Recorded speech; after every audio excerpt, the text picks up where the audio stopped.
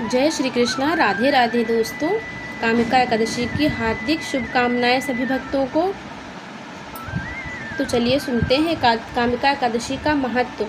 अर्जुन ने कहा, हे प्रभु, मैंने आषाढ़ माह के शुक्ल पक्ष की देवशयनी एकादशी का सविस्तार वर्णन सुना। अब आप मुझे श्रावण मास के कृष्ण पक्ष की एकादशी की कथा सुनाने की कृपा करें। इस एकादशी का नाम क्या है, इसकी विधि क्या है, इसमें किस देवता का पूजन होता है, इसका उपवास करने से मनुष्य को किस फल की प्राप्ति होती है। भगवान श्री कृष्ण ने कहा, हे श्रेष्ठ धनुर्धर, मैं श्रावण माह की पवित्र एकादशी की कथा सुनाता हूँ, ध्यान पूर्वक श्रवण करो।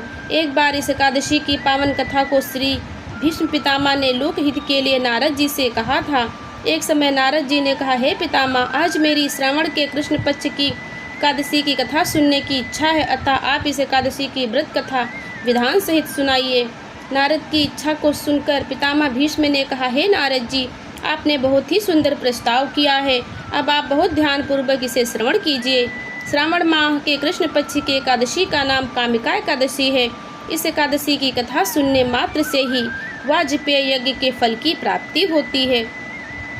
कामिका एकादशी के उपवास में शंख चक्र गदाधारी भगवान विष्णु का पूजन होता है। जो मनुष्य इस एकादशी को धूप दीप नैवेद्य आदि से भगवान विष्णु की पूजा करते हैं, उन्हें गंगा स्नान के फल से भी उत्तम फल की प्राप्ति होती है।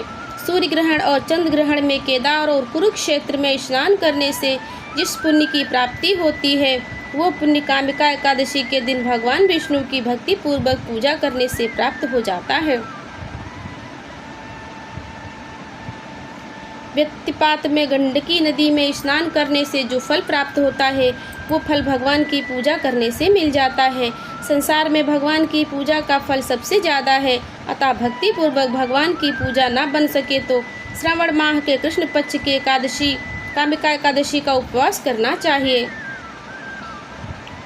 जो उत्तम द्विज श्रावण माह के कृष्ण पक्ष की कामिका एकादशी का उपवास करते हैं तथा भगवान विष्णु का पूजा करते हैं, उनसे सभी देव, नाग, किन्नर, पितृ आदि की पूजा हो जाती है। इसलिए पाप से डरने वाले व्यक्तियों को विधि विधान सहित इस उपवास को करना चाहिए।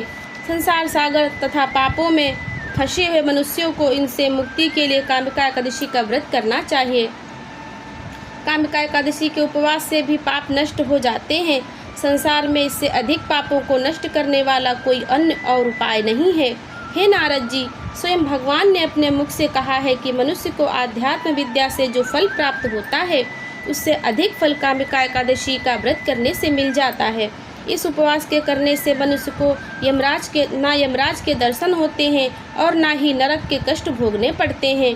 वो स्वर्ग का अधिकारी बन जाता है।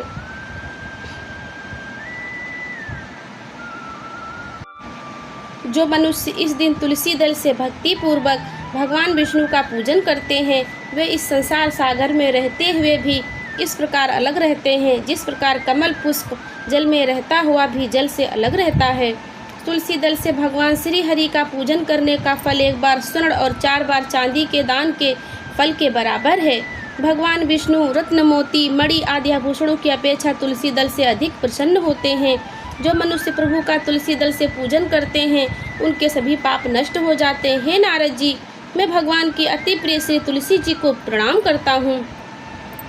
तुलसी जी के दर्शन मात्र से मनुष्य के सभी पाप नष्ट हो जाते हैं और शरीर के स्पर्श मात्र से मनुष्य पवित्र हो जाता है।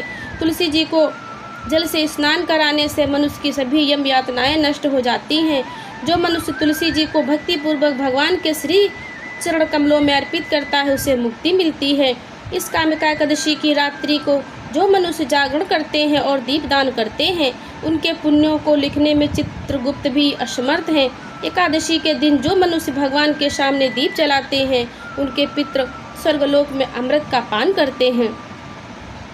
भगवान के सामने जो मनुष्य घी या तिल के तेल का दीपक जलाते हैं, उनको सूर्यलोक में भी सहस्त्रों दीपों का प्रकाश मिलता है। कामिका एकादशी व्रत कथा। एक गांव में एक वीर क्षत्रिय रहता था।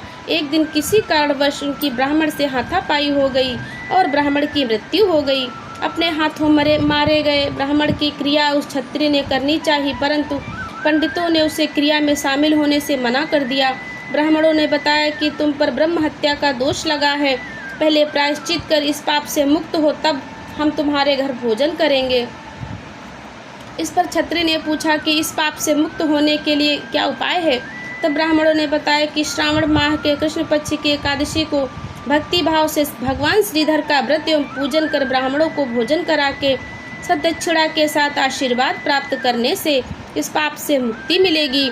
पंडितों के बताए हुए इस तरीके पर व्रत करने वाली रात में भगवान श्रीधर ने क्षत्रिय को दर्शन देकर कहा कि तुम्हें ब्रह्म हत्या के पाप से मुक्ति मिल गई है। इस व्रत के करने से ब्रह्म हत्या आदि के सभी पाप नष्ट हो जाते हैं और इहलोक में सुख भोग कर प्राणी अंत में विष्णु लोक को जाते हैं। इस कामिका एकादशी के महात्म के श्रवण व पठन से मनुष्य स्वर्गलोक को प्राप्त करते हैं। जय हो, जय जय श्री हरि। और विष्णु भगवान के नाम ओम नमो भगवते वासुदेवाय का 108 बार मंत्र जाप करने से भगवान श्री हरि विष्णु अति प्रसन्न होते हैं।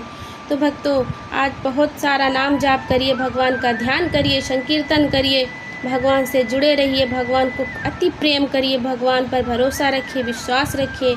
जय जय श्री राधे, हरि बोल।